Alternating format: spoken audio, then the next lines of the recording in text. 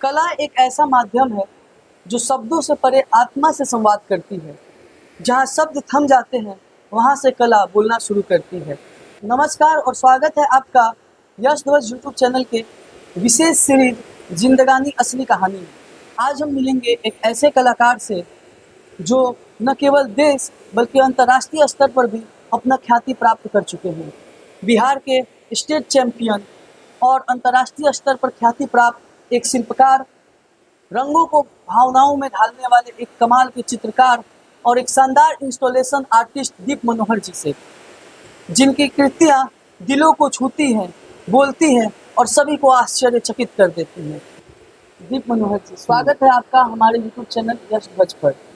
आज हम आपसे सिर्फ एक वार्तालाप नहीं करेंगे बल्कि जानेंगे आपकी कला की यात्रा को, जिनमें कोशिश करेंगे कि हम आपसे और हमारे दर्शकों को एक ऐसे तरीके से रूबरू कराएं ताकि आने वाले जो नए कलाकार हैं वो भी आपसे कुछ सीख ले सके और आपकी कहानी हमारे दर्शकों को कुछ मोटिवेट कर सके।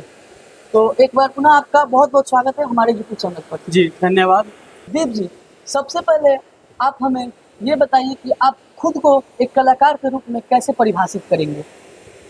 देखिए, ये आपका पहला जो सवाल है वो हर एक उस आर्टिस्ट के लिए एक बहुत ही चैलेंजिंग सवाल इसलिए बन जाता है क्योंकि हर एक आर्टिस्ट को, वो चाहे किसी भी फील्ड में हो, ये बताना उसके लिए बहुत मुश्किल हो जाता है कि वो कलाकार किस रूप में है और वो कलाकार कैसे अपने आप को देखता है, वो कलाकार किस रूप में खुद को लोगों के सामने प्रदर्शित करता है। तो अगर मैं अपनी बात करूं तो शायद हम जीवन के उस स्टेज में चले जाएं जहां अंतिम पड़ाव पे, तो मेरे मन में ये एक सवाल ज़रूर उठेगा कि क्या मैं सच में एक कलाकार हूँ, या मेरा जो जर्नी रहा है वो एक सच में कलाकारों वाला जर्नी रहा है या नहीं। तो आपका जवाब और मेरा जो उत्तर है यही है कि अगर मैं कोई कलाकृति करता हूँ तो मैं उसमें डूब जाता हूँ, तब मैं ये भूल जाता हूँ कि मैं एक कलाकार हूँ या मैं कोई सृजन करता हूँ। मैं बस उस चीज़ को एंजॉय करता हूँ, रेगुलर एंजॉय करता हूँ। दीप जी, जैसा कि मुझे पता है कि आप बिहार के गोपालगंज जिला के छोटे से शहर मीरगंज से आते हैं, तो मैं चाहूँगा कि आप हमारे दर्शकों को बताएं कि मीरगंज में आपको कला के क्षेत्र में आने के लिए, या आपको अभी अंतर्राष्ट्रीय स्तर पर इतना ख्याति प्राप्त हो रहा है, इसमें मीरगंज का योगदान क्या रहा और आपके शुरुआती दिन कैसे थे? आपका कला की तरफ झुकाव कब से हुआ? देखिए, ये जो आपका सवाल है ये बहुत ही इंटरेस्टिंग सवाल है, और इंटरेस्टिंग इसलिए भी बन जाता है क्योंकि हर एक कलाकार जो होता है, कोई भी आर्टिस्ट होता है, उसका जो एक जर्नी रहता है स्टार्टिंग एज का, वो बहुत ही एक यादगार और बहुत ही चैलेंजिंग भी हो जाता है। और अगर मैं अपने शुरुआती दिनों की बात करूं तो मैंने अपनी कला जो है एक छोटे से गोपालगंज जिले का शहर मीरगंज से मैंने वहां से शुरुआत किया था। और चूँकि आप जानते हैं हमारे घर में कोई फाइन आर्ट फील्ड से, कोई कला के फील्ड से नहीं है, लेकिन जब स्कूल में कुछ प्रोत्साहन मिला हमारे ड्राइंग को लेके, हमारे स्केचिंग को लेके, कभी भी कोई भी फेयर कॉपी या नोटबुक में हम ड्राइंग बनाते थे, उसको लेके जब चर्चा होता था क्लास में, तो कहीं ना कहीं एक हमारे अंतर मन में वो जाता था कि हाँ, ये बात है आप में, वो ऐसा फील आता था। और हमारे घर में हमारे जो अंकल हैं वो क्राफ्टिंग करते थे उस टाइम, जब तकरीबन हमारा जो उम्र 12 या 11 साल का रहा था, तब मैं हमेशा बचपन में देखता था उनको, वो कुछ थर्मोकोल से क्राफ्टिंग करते थे और बहुत ही सुंदर क्राफ्टिंग करते थे। तो एक एक मेरा मन हमेशा वहाँ खींचे चला जाता था कि तब मैं ये नहीं जानता था कि हाँ, फाइन आर्ट फील्ड भी कुछ होता है। तब मैं बस ये जानता था कि हाँ ठीक है, इसे एक रोजगार है आपका, आप पैसे कमा सकते हैं, क्राफ्टिंग कर सकते हैं। तो एक वहाँ से एक मिला कि हाँ, कुछ इस फील्ड में रिसर्च किया जाए, कुछ पता किया जाए। तो वहाँ से मैंने अपनी शुरुआत किया ड्राइंग्स बना के, ऐसे ऐसे करके। तो इसी से जुड़ा हुआ मेरा दूसरा सवाल है कि आपका मतलब वो कौन सा समय था जब आपको लगा कि नहीं मुझे अब इस फील्ड में जाना है, और क्या कोई खास व्यक्ति रहा जिन्होंने आपको प्रोत्साहित किया, या फिर कोई ऐसा पल जिससे आपने डिसाइड किया कि नहीं मुझे अब इसी फील्ड में जाना है, मुझे इसी क्षेत्र में आगे बढ़ना है? देखिए, खास खास कोई व्यक्ति ऐसा आपके लाइफ में आता नहीं है कि कोई एक इंसान जो है आपके पूरे लाइफ को बदल दे। वो एक पड़ाव होता है कि हर एक पड़ाव पे आपको ऐसे व्यक्ति मिलते जाते हैं जो कि थोड़ा-थोड़ा अपना जो इनर सोल आप बोल सकते हैं, या फिर उनका जो प्रभाव है आप पे पड़ता है। तो हमारे लाइफ में कुछ हमारे स्कूल के टीचर्स रहे हैं। मैंने आपको पहले ही बताया, हमारे एक अंकल रहे हैं, उनका भी रोल बहुत रहा है। और हमारे घर में तब एक याद है, उनका नाम नहीं याद है, वो एक टीचर थे, वो शायद 8 फीट से थे, वो हमारे घर आए थे। तो जब मैंने उनको अपना ड्राइंग दिखाया, कुछ टूटी-फूटी लाइन्स में मैंने उनको तब ऐसे ड्राइंग्स मैंने दिखाया, तो वो उन्होंने बताया कि बाबू एक फाइन आर्ट फील्ड होता है। तब मैंने पहली बार उनके मुँह से सुना था फाइन आर्ट, ये जो पूरा एक है फाइन आर्ट का फील्ड होता है, जो इसका पढ़ाई बनारस काशी बीएचयू में इसका पढ़ाई होता है फाइन आर्ट का। तब मैंने पहली बार उनके मुँह से ये सुना था कि इस फील्ड में भी आपका करियर बन सकता है। हालाँकि हमको पता नहीं था कि इसमें पेंटिंग, स्कल्पचर, फोटोग्राफी, ग्राफिक्स बहुत बहुत सारी सारी विधाएँ हैं, वो हमको नहीं पता था। लेकिन एक वही व्यक्ति हैं जो इस फील्ड के बारे में बताएँ, और मैंने रिसर्च किया। आफ्टर 10th मैंने एक माइंडसेट था कि हाँ, कुछ अलग करना है, कुछ समाज से हट के करना है, और जो अपना पैशन है उसको लेकर चलना है। हाँ, जैसे कि मैं आपके साथ या आपके कुछ आपने दिखा रहे थे, आपने जो अपना आर्ट वर्क कुछ पहले का, काफ़ी हाँ। सारा स्केचिंग आपने किया हुआ है, जो हुँ। मुझे लगता है कि वहीं से आपकी इस कला के क्षेत्र में हाँ। आपका शुरुआत होता है। आप अभी भी हमारे जो पुराने वाले घर हैं, जहाँ हम पहले जॉइंट फैमिली रहते थे, आप अगर जाएँगे तो वहाँ देखेंगे दीवारों पे सीढ़ी चढ़ रहे हैं, सीढ़ी के नीचे बालकनी में, ऊपर में बहुत सारे ड्राइंग्स और स्केचिंग मैंने दीवार पे भी उकेरे हुए हैं। जी, हालाँकि इसका तो मैं एनामल पेंट साक्षात से, मैं ही ठीक है? जैसे हाँ, आपको बता दूँ कि अभी तो हम लोग एक दूसरी भूमिका पे हैं, परंतु बैक हाँ, ऑफ द कैमरा ये मेरे बड़े भाई भी हैं। हाँ। तो मुझे भी बहुत गर्व है आप पर कि आप आज अंतर्राष्ट्रीय स्तर पर इतना नाम कमा रहे हैं। और देखिए, और एक बड़ा भाई होने के नाते मैं ये भी आपको बता रहा हूँ कि अभी हम दोनों ही एक स्ट्रगलिंग फेज़ में हैं, ठीक है? आप भी अपने फील्ड में अच्छा करेंगे, ये हमारा शुभकामनाएँ हैं। और हम दोनों इस फील्ड में, अपने-अपने फील्ड में हम लोग आगे बढ़ें। और अभी हम लोग का ये पॉडकास्ट इनका पहला पॉडकास्ट है, और इन्होंने हमें आमंत्रित किया है। जी, तो सपोर्ट करें वीडियो को, और बहुत-बहुत आगे भी धन्यवाद बहुत भैया। मज़ा आने वाला मीन्स है, अ लॉट। ठीक है? तो भैया आपने देखा हमारे घर में, हाँ, और आप तो खैर छोटे भाई हैं, साक्षी रहे हैं आप, जी। कैसे वो बचपन में जो हम बनाते थे, आपको अंदाज़ा लग गया होगा कि हाँ, हम लोग कैसे स्टार्ट जी, किए थे, जी। वो मैं दर्शकों के लिए बस ठीक है? आपसे वो सवाल किया था। अभी भैया मैं चाहूँगा कि आप हमारे दर्शकों को बताएँ कि आपने कला की औपचारिक शिक्षा कहाँ से ली, और आपका अभी तक का एजुकेशनल बैकग्राउंड क्या रहा है? कला की शिक्षा मैंने पटना यूनिवर्सिटी से फाइन आर्ट का शिक्षा लिया हुआ है। मैंने बैचलर ऑफ फाइन आर्ट किया हुआ है, और अभी मास्टर्स के लिए मैं आगे कॉलेज में अप्लाई करने का ऐसा मेरा प्लानिंग है। लेकिन शिक्षा की बात करें तो मैं एक और आपको बात बताऊंगा कि अगर आप अपने पैशन को लेके आगे बढ़ते हैं, जी। इसका दूसरा मतलब ये होता है कि आप गार्जियन के अगेंस्ट जाते हैं, ठीक है? हाँ, भारतीय समाज में तो ये आम हाँ, बात है। अगर आप बोलेंगे कि ठीक है हमें डांसर बनना है, जी, तो पहला गाली आपके बाबूजी के तरफ से आएगा। जी। क्या कर बेटे, अच्छा, पैसा कहाँ से कमाइए? जो हम लोग का ऐसा गांव में जो रहता है, ठीक है? तो कुछ कुछ ऐसा चैलेंजिंग मेरे साथ भी था जब मैंने कहा कि हमको आर्टिस्ट बनना है। जी। तो पहला सवाल यही था कि पैसा कितना कमाया? पैसा कितना कमाएगा? ठीक है, तो दीवार पे पेंट पुचारा करेगा, दीवार पे चढ़ के पेंटिंग अलग-अलग करेगा, ताना सुनने को मिला अलग होगा। अलग ताना सुनने को मिलेगा, पेंटर बनेगा। खैर, उनका और गार्जियन लोगों को उतना पता नहीं होता है, जो आपके फील्ड में आपको पता होता है। तो स्वाभाविक है, वो एक अपने बच्चों के प्रति उनका वो एक, उनका एक उज्ज्वल भविष्य देखते हैं, ज़ाहिर ठीक सी है, बात है। वो अपने बच्चों को हमेशा सिक्योर करना चाहते हैं कि आने वाला जो समय है आपको अ, अच्छे से उस पे ज़्यादा स्ट्रगल ना करना पड़े, और वो आपके हित में वो ऐसा कदम उठाते हैं या बोलते हैं।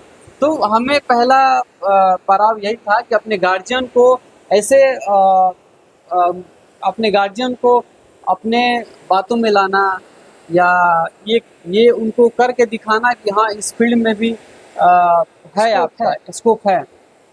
तो एक पहला चैलेंज मेरा वही था कि अपने गार्जियन को अपने मत में लाना। और यहाँ से फिर आप पटना यूनिवर्सिटी गए फाइन आर्ट की पढ़ाई के लिए। हाँ, तो भी एक बहुत इंटरेस्टिंग बात है कि आपको पता है कि मैंने अपना जो फाइन आर्ट्स का जो एग्ज़ाम दिया था, वो बिना घर पे बताए, अच्छा। घर पे मैं ये बोला था कि मैं फ्रेंड के शादी में जा रहा हूँ, और मैं गया था एग्ज़ाम देने फाइन आर्ट का। फिर मैं आके माँ से बोला कि माँ, अगर मेरा कॉलेज में सिलेक्शन हो जाता है तो आप फाइन आर्ट यूनिवर्सिटी में हमें जाने दीजिएगा, एडमिशन लेने दीजिएगा। पापा को मनाइएगा। ठीक है। हाँ, तो उनका ये था कि ठीक है, जाओ, अगर हो जाएगा तो ठीक है। उस टाइम रिजल्ट मेरे मेरे हाथ में था, अगर वो हाँ बोलती मैं रिजल्ट दिखा दे। बैक का उनको दिखा देता। ठीक है, तो ऐसे हुआ। उनको उनको लगा कि चलो पढ़ाई लिखाई किया नहीं है, दुकान पे है। कैसे और एग्जाम बचपन से, हाँ, निकालेगा। बचपन से मैं ऐसे गेट गिल के दुकान पे मैंने बहुत सीखा, बहुत उस्ताद लोग के साथ रहा, बहुत सीखा। तो उनको लगा कि ये पढ़ाई लिखाई नहीं किया होगा, और फाइन आर्ट तो बहुत दूर की बात है। जब माँ ने कहा कि हाँ ठीक है, मैं पापा से बात करूंगी, मैंने उसी टाइम रिजल्ट दिखाया कि आप देखिए सिलेक्शन हो गया है, आप बात कीजिए। और 4 साल का बात है, मैं पढ़ के फिर वापस एक था, जुनून था, पैशन था। और तो ऐसे ऐसे करके वो एडमिशन का जो प्रोसेस है सारा कुछ हो गया फिर। और वैसे भी जो कलात्मक लोग होते हैं वो थोड़ा विद्रोही होते ही हैं। हाँ। तो इसी से जुड़ा मेरा अगला सवाल है कि जब जैसे आप पटना यूनिवर्सिटी गए, हाँ। तो पटना यूनिवर्सिटी में आपको कैसे कैसा माहौल मिला? वहाँ पर कौन सी ऐसी चीज़ें थी जो आपको और ज़्यादा प्रोत्साहित की कि मैं इस क्षेत्र में और अच्छा करूँ और ज़्यादा मेहनत करूँ? और क्या रहा पटना यूनिवर्सिटी का आपके जीवन में योगदान? देखिए, कॉलेज को हम लोग बोलते हैं दूसरा जीवन, जी, golden. Golden life. Golden life इसलिए बोलते हैं कि कॉलेज ही आपको, आप कॉलेज को क्या देते हैं, और कॉलेज आपको क्या देता है, ये डिसाइड करता है आपका वो जो 4 साल 3 साल का ग्रेजुएशन। आप आप किस तरीके से कॉलेज में अपने आप को प्रेजेंट करते हैं, फिर कॉलेज डिसाइड करता है कि आपको क्या देना है। ठीक है, आप एग्री हैं इस बात से? मैं जब कॉलेज में गया तो मैंने देखा कि मैं तब वाटर कलर नहीं जानता था, एक्रेलिक कलर नहीं जानता था, कि चारकोल क्या होता है हमें नहीं पता था, कोई मीडियम के बारे में नहीं पता था, ना कोई डिपार्टमेंट के बारे में पता था। तो एडमिशन लेने से पहले मैं सिवान गया था। एक सिवान में हमारे गुरुजी हैं, रजनीश कुमार, वो आराध्या चित्रकला अभी भी है, वो चलाते हैं, इंस्टीट्यूट है उनका। तो मैंने वहाँ गया, कुछ 3-4 महीने उनसे कुछ शिक्षा लिया, ये सब मीडियम के बारे में पता चला, लेकिन ऊपरी ऊपरी बस मैंने नॉलेज ले लिया कि थोड़ी एडमिशन बहुत हो जाए बस। हाँ, तो जब मैं वहाँ गया तो एक से एक धुरंधर, वाटर कलर में मास्टर, कोई पोर्ट्रेट में मास्टर, कोई एक्रेलिक में, कोई ऑयल में इतना अच्छा कलर डालता है, हर एक फील्ड में मास्टर। और फिर मैंने देखा कि भाई, अगर मैं अपने अंदर देखता हूँ तो मैं किस फील्ड में हूँ मास्टर। तो एक ही फील्ड में दिखाई दिया जो मैं बचपन से करता आया, वो था वेल्डिंग, लोहा लक्कर, ये सब। जो पुनः वो आपका मीरगंज का जो पृष्ठभूमि रहा आपका हाँ, दुकान का। हाँ, दुकान का। तो मैंने देखा, और वहीं से एक हमारे गुरुजी रहे हैं, उनका कोविड में देहांत हो गया।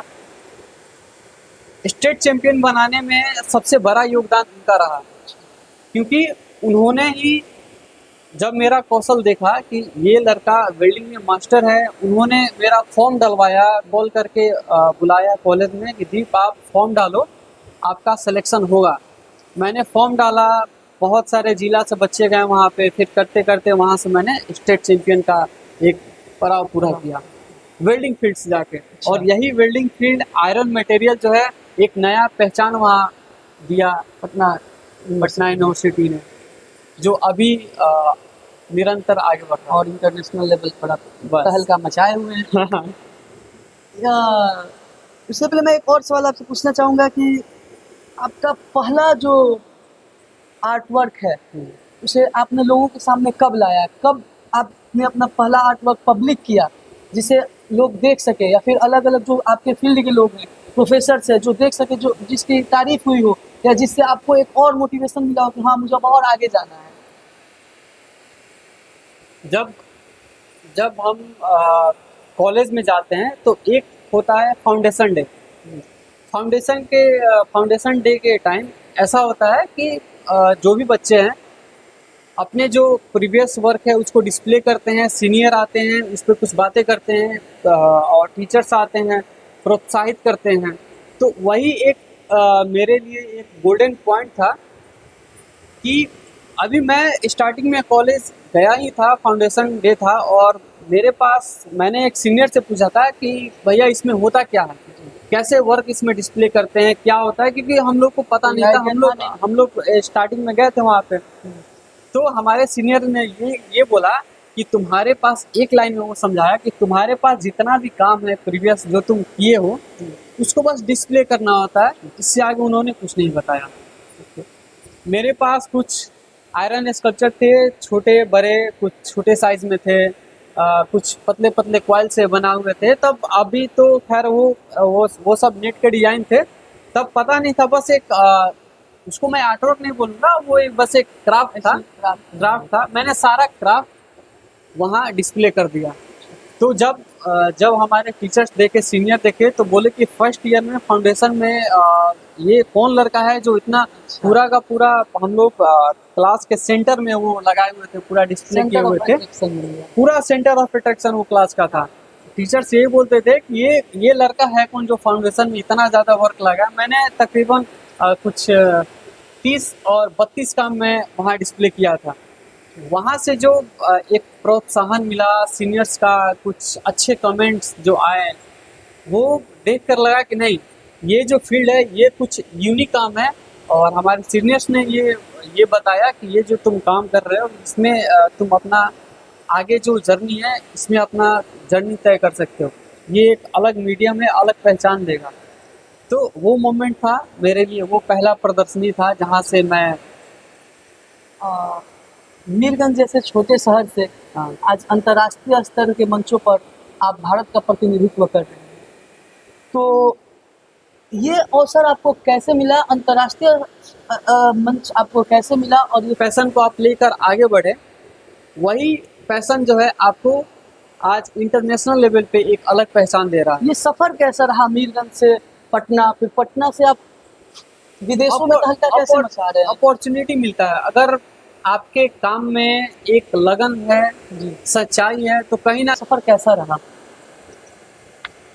अगर अंतर्राष्ट्रीय एक अंतर्राष्ट्रीय एक नाम सुनकर ही लगता है कि हाँ कुछ बड़ा लेवल का, अंतर्राष्ट्रीय लेवल पे ग्लोबली आप अगर अपने इंडिया को रिप्रेजेंट करते हैं किसी अन्य देश में, तो एक खुद में भी गौरवान्वित होते हैं कि कुछ है। चलिए, जिस पैशन को मैंने लेकर आगे बढ़ा था, आज वो पैशन के कारण मैं इस जगह पे, और इस जगह पे मैं अपने एक, आपने वो कहावत आपने सुना होगा, शाहरुख खान का बहुत फेमस डायलॉग है, किसी चीज़ को आप शिद्दत से चाहो तो पूरी कायनात मिलाने में लग जाती है।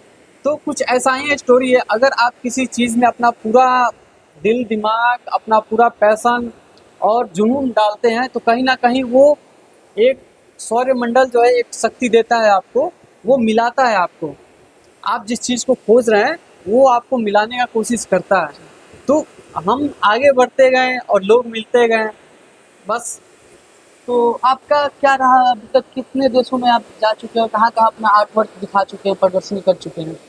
अभी तक अभी मेरा पहला ही ट्रिप है ये, और आगे भी बहुत सारे जो वर्कशॉप हैं, कैंप है, उसका इनविटेशन अभी अ, आया हुआ है। कुछ में लगता है कि मैं पार्टिसिपेट नहीं कर पाऊँगा क्योंकि उस टाइम मेरा एग्ज़ाम होगा। अच्छा। और फर्स्ट टाइम मैं जो गया था वो बैंकॉक में था। बैंकॉक बैंकॉक में एक यूनिवर्सिटी है, वहाँ पे कैंप हुआ था, वहाँ पे अपॉर्चुनिटी मिला। वहाँ के कुछ प्रोफेसर्स और डायरेक्टर हैं, उन्होंने मेरा काम देखा, बहुत प्रभावित हुए कि हाँ, एक ऐसा काम भी हो रहा है इस फील्ड में और आयरन मटेरियल में।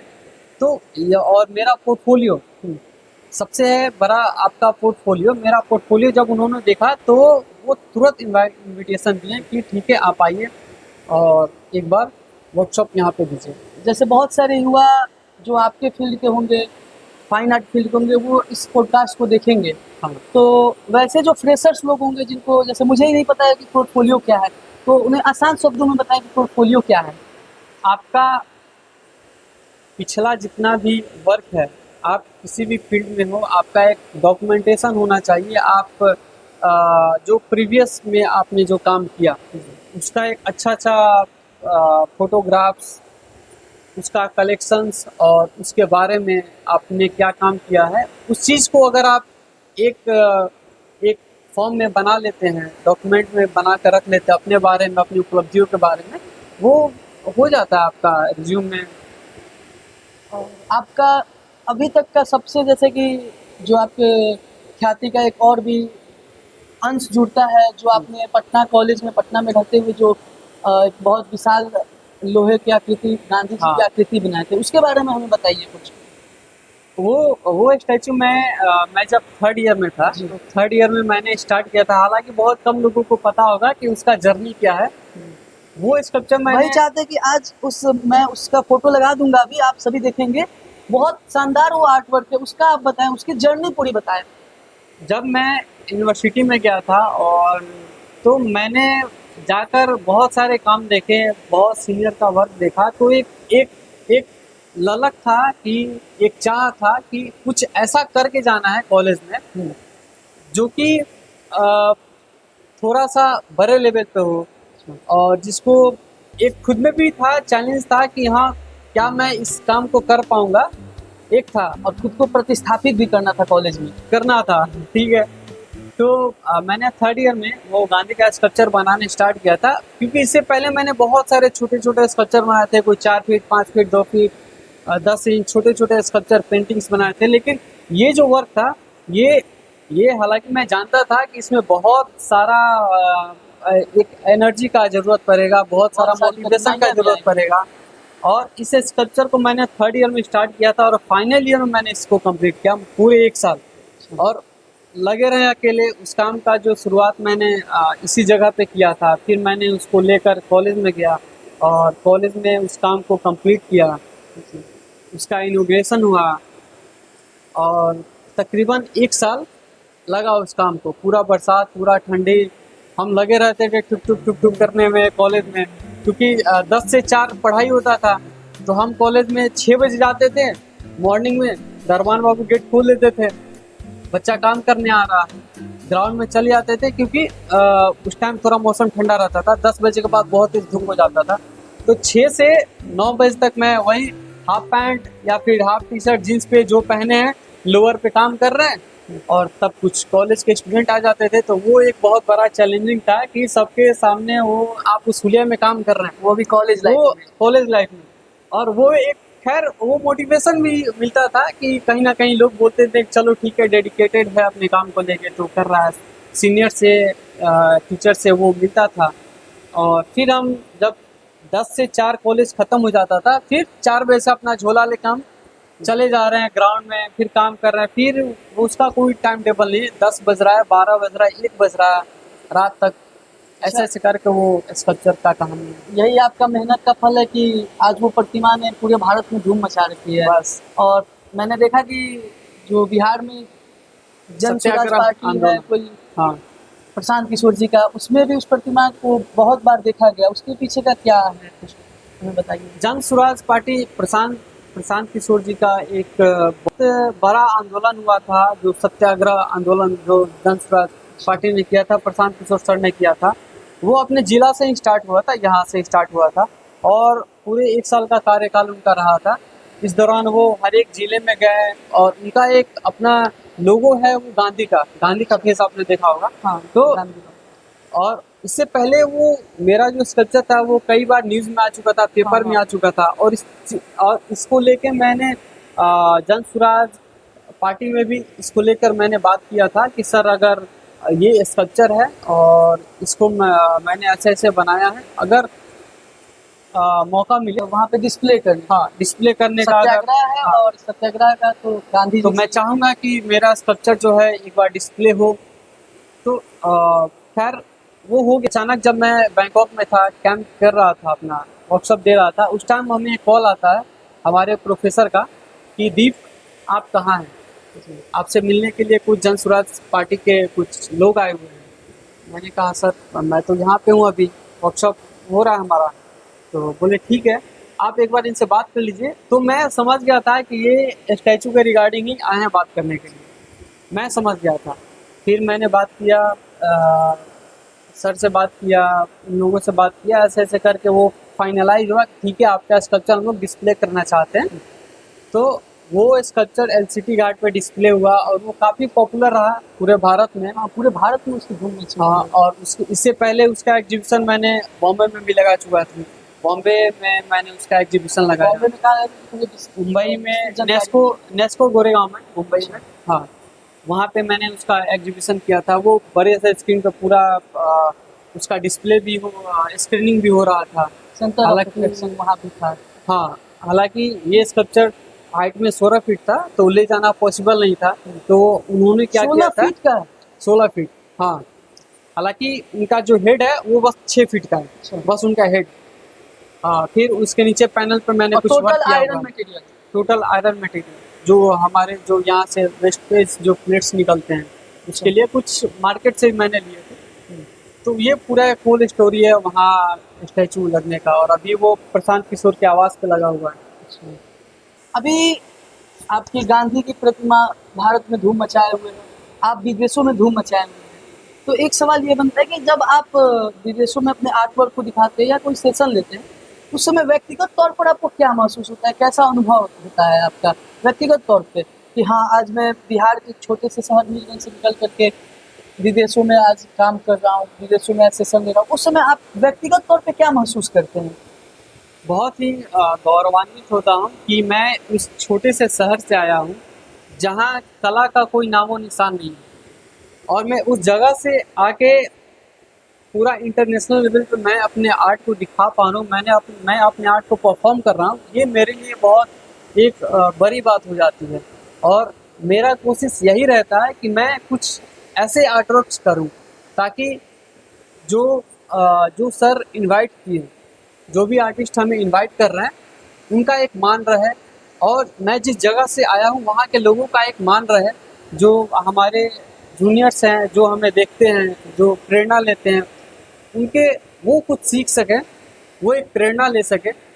और एक सबसे बड़ा बात ये हो जाता है हम लोग का आर्टिस्ट के लिए कि अगर किसी भी कंट्री में इनविटेशन आता है तो वहाँ तकरीबन 20, 25, 30, 40 कंट्री से सारे आर्टिस्ट आते हैं, अपने अपने कला को दिखाते हैं।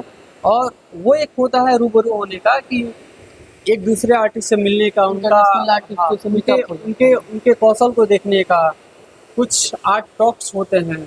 ये एक बहुत अहम भूमिका हो जाती है। कला की बात हम लोग कर रहे हैं, आप एक कलाकार हैं, तो मुझे बताइए कि कला की शैली और प्रक्रिया क्या है? आप किस शैली में काम करते हैं? किस प्रक्रिया से आप काम करते हैं? कला क्या है वास्तविकता में? थोड़ा बहुत हमारे दर्शकों को बताएँ। कौन-कौन से शैली हैं आपके, जैसे कि मुझे जहाँ तक पता है स्केचिंग है, कलरिंग है, मुझे तो बस इतना ही पता है। अभी आपसे आप जब कला के फील्ड में आए तब हम लोगों को पता चला कि स्कल्पचर कुछ चीज़ होता है। ये सब कला की शैलियों के बारे में देखिए बताएँ। हम्म, एक अ, जो भी दर्शक देख रहे हैं, जिनको अगर रुचि है फाइन आर्ट्स में, कला में रुचि है, तो वो पहले तो एक पूरा का पूरा एक स्टेप है कि आप इंटर के बाद से बीएफए जो बैचलर ऑफ फाइन आर्ट्स होता है, आप उसका तैयारी करते हैं, उसका प्रिपरेशन करते हैं। उसमें आपको बहुत 2-3 बुक्स पढ़ने होते हैं, कुछ अपने भारत के कल्चर के बारे में जानना होता है। ऐसे करके वो बुक्स है पूरा अलग एक बात है। उसका तैयारी आपको करना पड़ता है, तब जाके आपका एडमिशन होता है। फिर आप अगर वहाँ जाते हैं तो फिर आपको मिलता है कॉलेज में, पेंटिंग से अलग हो जाता है। वही मैं बात करूँ कि कौन कौन सी शैलियाँ होती हैं, हाँ, मुझे वो थोड़ा विस्तार से बताइए। फाउंडेशन में आपको हर कुछ बताया जाता है थोड़ा थोड़ा करके। पेंटिंग्स, स्केचिंग्स, ग्राफिक्स के बारे में, स्कल्पचर के बारे में, प्रिंट मेकिंग के बारे में सब आपको बताया जाता है। लेकिन जब आप आगे और बढ़ते हैं तो आपको एक स्पेशलाइजेशन, आपको कोई सब्जेक्ट लेना पड़ता है। तो अगर आप उस फील्ड में से, उस सब्जेक्ट्स में से आपको आप आपकी आपका रुचि क्या रहता है, आप उसमें फॉर्म डालते हैं और उसमें आपको आ जाता है पेंटिंग्स, आ जाता है स्कल्पचर, आ जाता है ग्राफिक्स, आ जाता है छापा कला। जो हमारे यहाँ शादी का कार्ड जो छपाता है वो उसी का एक पार्ट है। प्रिंट मेकिंग वही है ग्राफिक्स, और फिर फोटोग्राफी एक अलग आपका आ जाता है। ऐसे सारा एक विधा है। अच्छा, इस आप स्क्रैप, वेल्ड, मिट्टी और पेंटिंग जैसे विविध माध्यमों में कार्य करते हैं। हाँ, तो बताइए कि आपका सबसे ज़्यादा जुड़ाव किस माध्यम से है? कौन से फॉर्म को आप ज़्यादा पसंद करते हैं? Iron medium, iron medium. Iron medium, हाँ। क्योंकि इसमें क्योंकि इसका इसका रीज़न यही है कि मैं जितना फ़ैमिलियर इस मीडियम से हूँ, क्योंकि मैंने बचपन से छेनी हथौड़ी से मैंने काम किया है। मैं इसका ये हर एक बारीकियों को मैंने खुद महसूस किया है, मैंने फ़ील किया है। उसके घाव को मैंने महसूस किया है और उसकी आवाज़ को मैंने फ़ील किया है। तो जितना मैं इस मीडियम से जुड़ पाता हूँ, अलग मीडियम से मैं नहीं जुड़ पाता हूँ। तो फिर और भी कलाकार होंगे जो मिट्टी, पत्थर ये सब से करते हैं, तो वो सारे हाँ, स्कल्पचर आर्टिस्ट होते हैं। हाँ।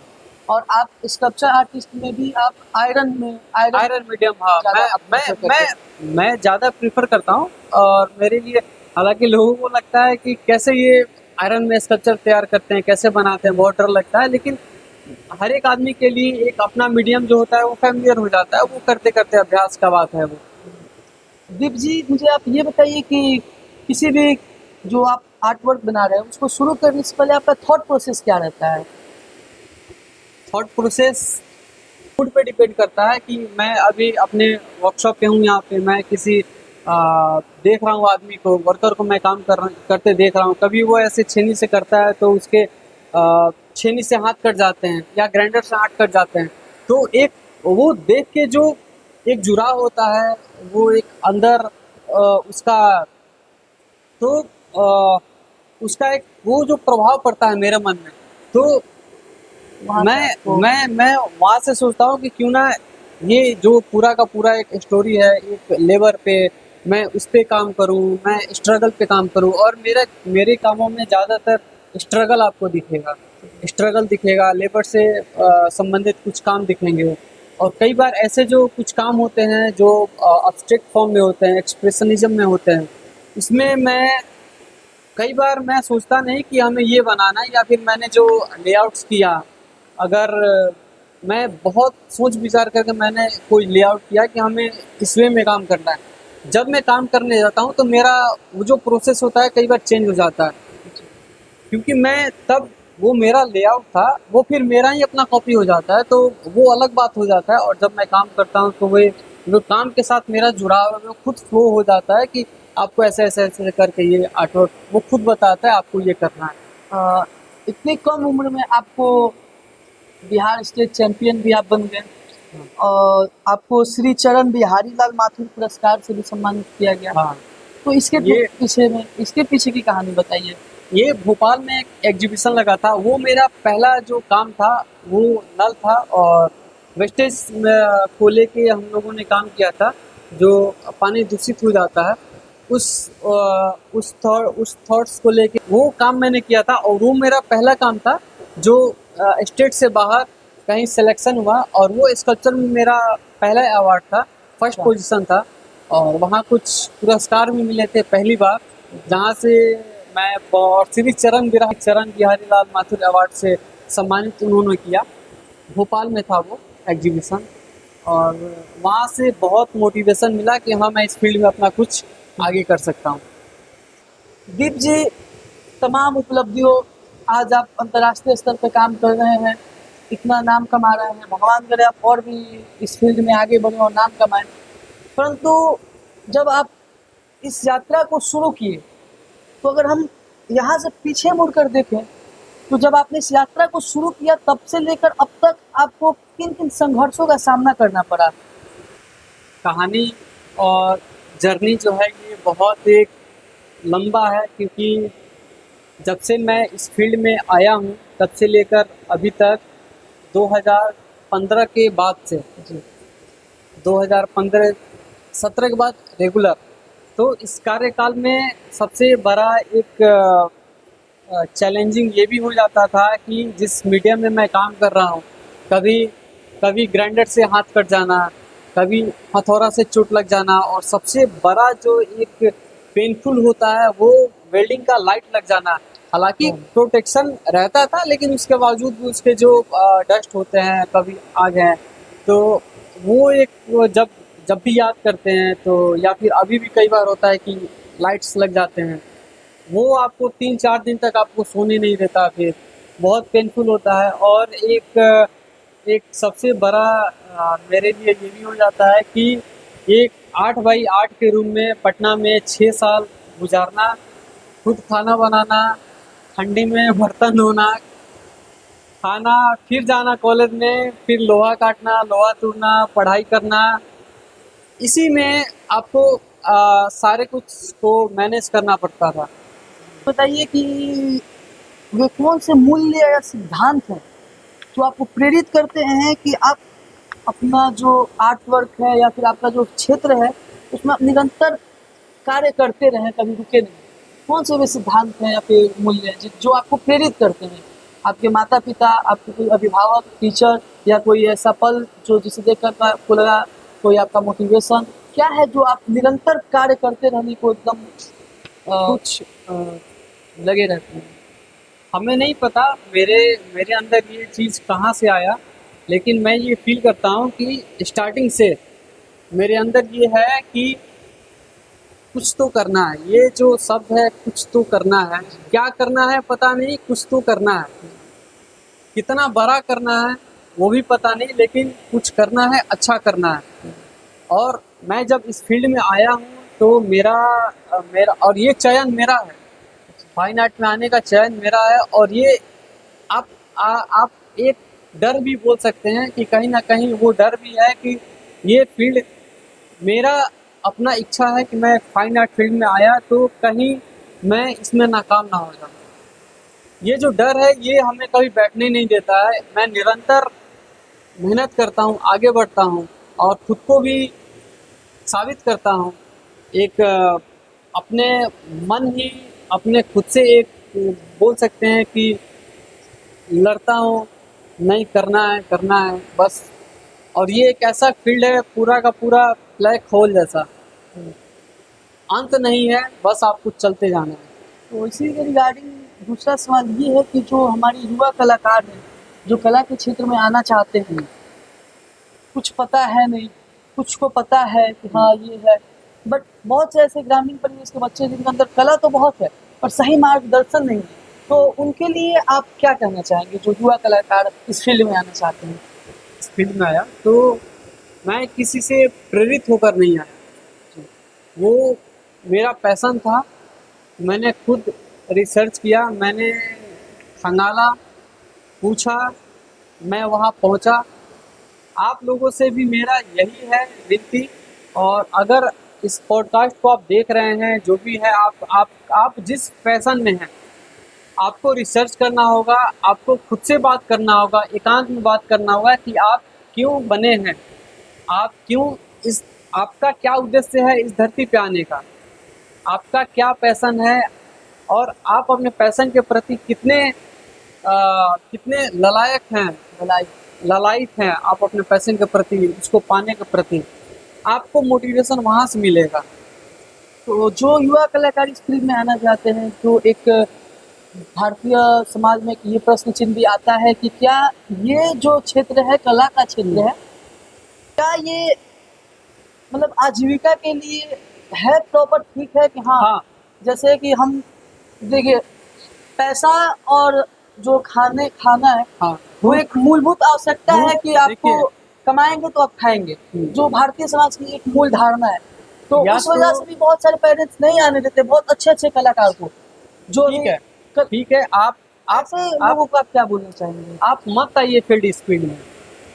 अगर आपको खाना खाना है, आपको अगर अपना भूख मिटाना है तो आप मत आइए इस फील्ड में। आप अच्छा। मत अपने पैशन को फॉलो कीजिए। मेरा मेरा मेरा बस यही जवाब है कि आप मत आइए फिर।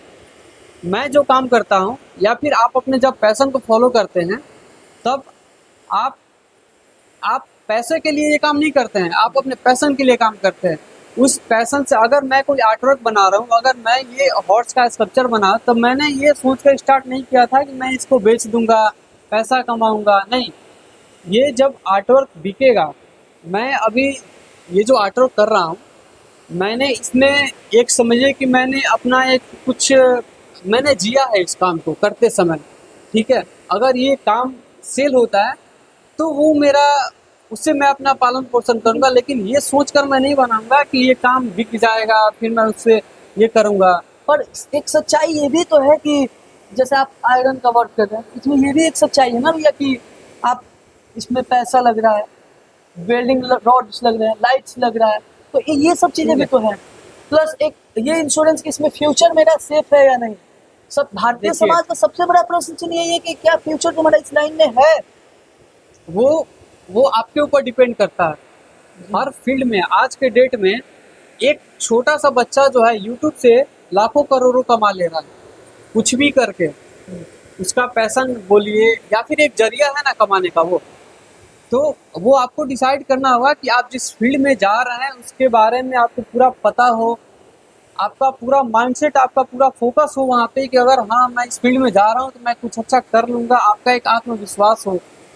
और जहाँ तक बात खाना का है, पैसा का बात है, तो इस फील्ड में भी बहुत ऐसे स्टेप हैं, बहुत सारे ऐसे हैं। आपको टीचर्स का जॉब है, प्रोफेसर का जॉब है, आप पार्ट टाइम जॉब भी कर सकते हैं। अगर आप इस फील्ड में आते हैं तो बहुत सारे हमारे फ्रेंड्स हैं जो जॉब कर रहे हैं, टीचिंग में जॉब कर रहे हैं।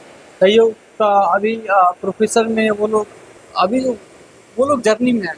और अगर आपका लेकिन प्रोजेक्ट बिक गया तो फिर माला माल है हाँ, ही ना। वो तो खैर अलग बात है। लेकिन हाँ है, इस फील्ड में अगर आप आना चाहते हैं तो इस फील्ड में भी करियर है, बहुत अच्छा करियर है, जॉब है, सिक्योर जॉब है। और खैर हमारे भारत में अभी तो टीचिंग में बहुत सारे वैकेंसी आ रहे हैं, आए दिन वैकेंसी आ रहा है। जब चुनाव होगा तब वैकेंसी धरने से आएगा। फाइन आर्ट का हो गया आपको वैकेंसी, योगा का वैकेंसी, संस्कृत का वैकेंसी, हर चीज़ का, लैंग्वेज का वैकेंसी आ रहा है, डांस का आपको वैकेंसी आ रहा है। तो हर एक फील्ड में आप जिस फील्ड में जाएं, एक विश्वास रखें कि मैं इस फील्ड में अच्छा करूंगा, खुद पे विश्वास रखें, खुद का मेहनत मोटिवेशन करते दें, हैं। मेहनत करते रहें बस।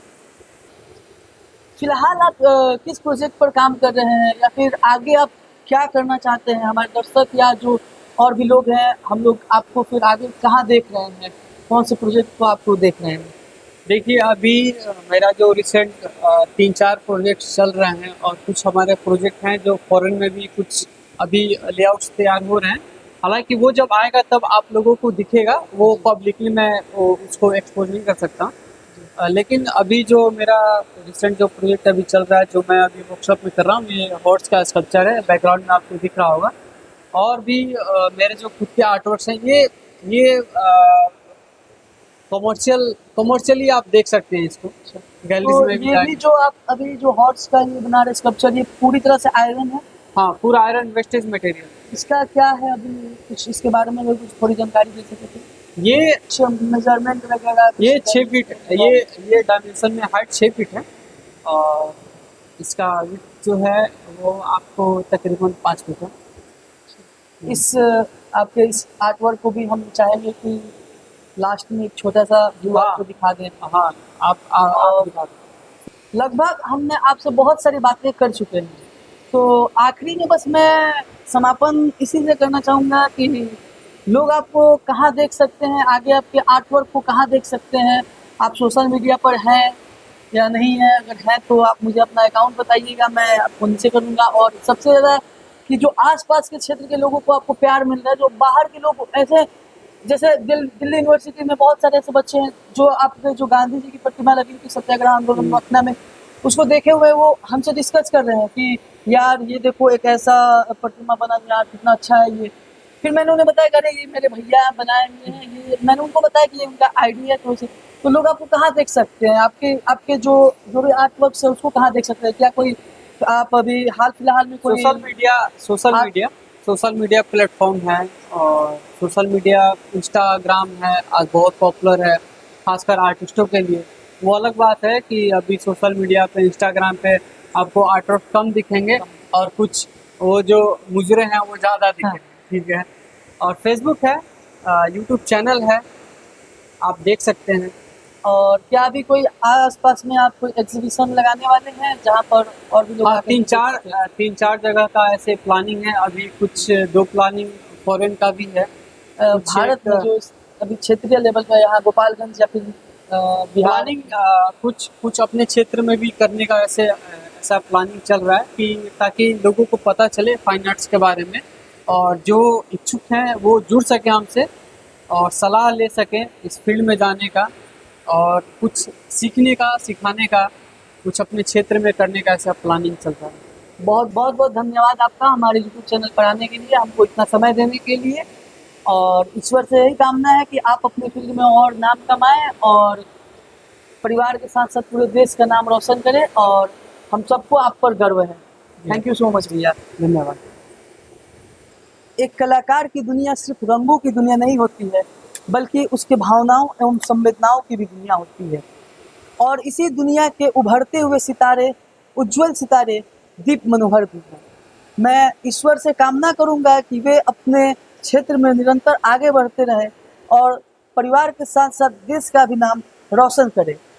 इसी के साथ मैं आपसे विदा लेता हूँ और मिलूँगा आपसे अगले एपिसोड में ऐसे ही किसी उभरते हुए कहानी के साथ। तब तक के लिए अपना ख्याल रखिए। धन्यवाद।